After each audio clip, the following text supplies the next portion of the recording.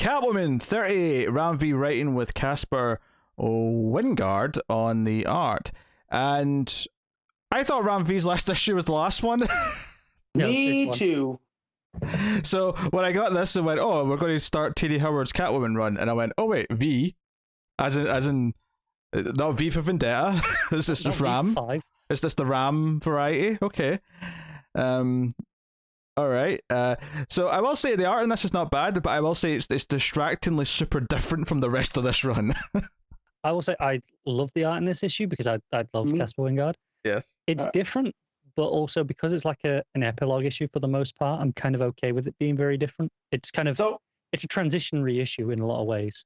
I like how, because the story plays with Selena saying what happened, it doesn't quite match.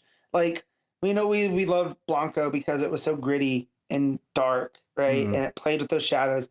And this is like, well, no, in Selena's mind, everything is bright. And as she's telling what had happened, this art matches that. And I really love that vibe. I think if I understand that, I'd probably argue that the present day stuff and the interrogation should have still been Blanco then. And like just the story she was telling should have been in the other art style. Blanco's working on another book now, let's be honest. I don't know what book. Well, yeah, I get that that's the shoot reason, but I'm just saying in kayfabe, that's what I'd prefer.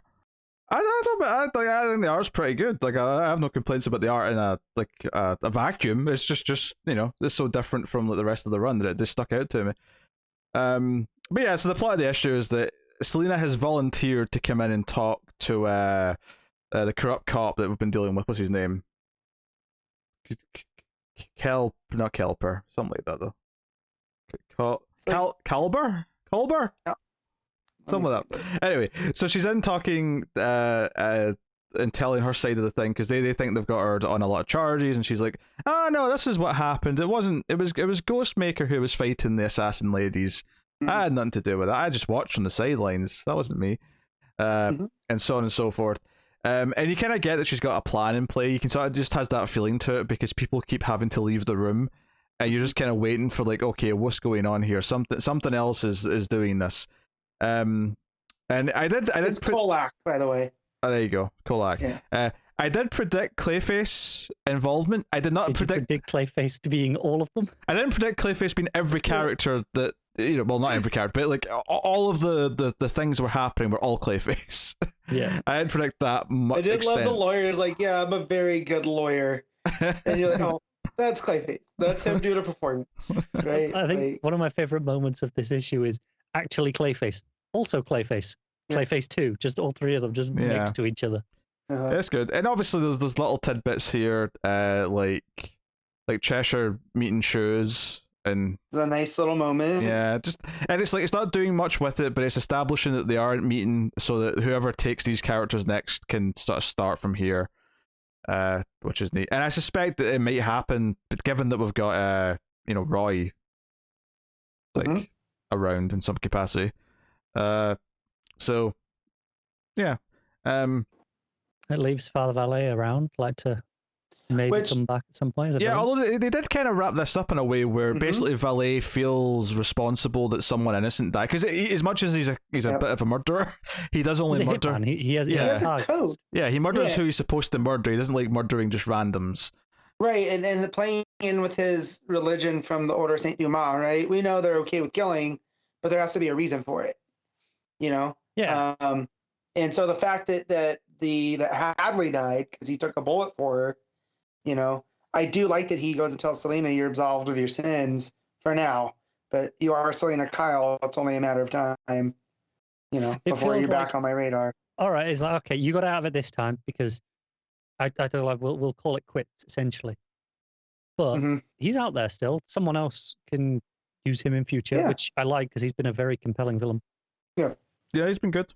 Yeah, honestly, like the only thing I'd say is weird about this issue is that the ending doesn't feel like there's a continuing Catwoman book happening. It kind of feels like it's saying goodbye to the character for a while, because it's like, oh, Selena's leaving, but it won't be that long until she's back in Gotham. I'm like, yeah, it's not that long. It's next month. she's got an issue next month. Well, I feel like it was Ram V's goodbye. Yeah, this is always all that final narration is from the cop saying, Yeah, okay. She'll pop up somewhere. This is something that I felt a good number of times though when someone ends a run in a book that's still continuing. It was even more heavily so when John's finished Green Lantern, and it was like continuing the following month, but he had this big epilogue of like. It felt like he even said some things in the epilogue. There's like, okay, they're going to have to immediately put this out of continuity, this little part of it, because he's just rounding things up. The stuff that was in the book. Yeah. So. But like it's a feeling I have sometimes where you get to these kind of things where it's like obviously Ram V wanted this to feel like a conclusion because it's the end of his run, and that's cool.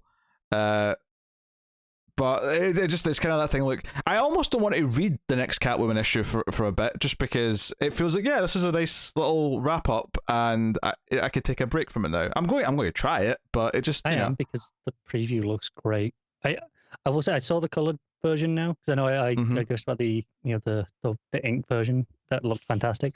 I think the colors are good. Just put that out there. I think stylistically, I think I prefer how it was before. But it's not like it's like badly colored. It still looks good, and I'm still excited for the book. But I was slightly more excited. I like the pastels and stuff though. Like it weirdly fits, and I can't say why, but it does. Yeah. So this was a weird issue to read just because I thought it was already done, and I thought that we weren't getting this kind of like epilogue style issue that looked back on the run, but it kind of did. So which was mostly for the better, just because it did give a lot of little things a nice little goodbye and wrap up, and established that Selina's sold her place and given it to the Runaways or the Strays, and. She's not going to be an Alleytown anymore, which kind of neatly moves it on for the new writer to be like, okay, you don't have to like adhere to this like status quo that I would be I'd been using. By the time maybe move it back to Gotham a bit more, regular Gotham as opposed to just being limited to Alleytown. If the writer should want to, which they might not. But it was kind of funny actually. The final page, the cop's like, oh, maybe she'll start stealing stuff again. Maybe she'll be back with all these. Maybe she'll be back with Batman on the rooftop soon. And I kind of love the idea that Ram V doesn't know what the next writer's going to do, so he's just kind of setting them all up. Like any one of these will do. Take your pick or do something else entirely. I think that is the genius part of doing this final few pages from the perspective of this cop, from the idea of someone who has no idea. Is it lets you just go, all of this can be true and none of it. It doesn't matter because it's all in-universe speculation from a random character who knows nothing. Yeah, it was just a feeling though, because like that final page, she sort of lands in this pose, and it felt like the end, but it says next time Catwoman does this, and I'm like, oh, all right, that was a weird caption to get at the very end of this issue. Yeah. I don't think you had to sell us on the next issue necessarily here for once. Arguably, it's possibly the most important issue that they have to sell you on, because for a lot of people, they'll go, oh, run's done, time to be done with this book and save money and go get something else. So this is arguably the most important time to convince people to come back for the next issue. Yes, but it's the most intrusive, so therefore I don't care. Fair enough. So if that's your problem, read it in trade where it won't have this message. That's a weird bit of advice to give me now. Just saying. Oh dear. Yeah. It was not bad. It was good. It probably lacked kind of the gritty crime feeling that I probably had and liked most about the run. Yeah, I had a lot of fun with it being like the kind of the heist to get Selina out with Clayface. Essentially, is what it was. Even though yes, she volunteered to be there, but it was this heist still of doing it to alleviate all the suspicion and get what they needed out of it. I had a lot of fun with that. Yeah. All right, Matt, what are you giving it? I'm giving this an 8. Connor? I'll give it an 8.5.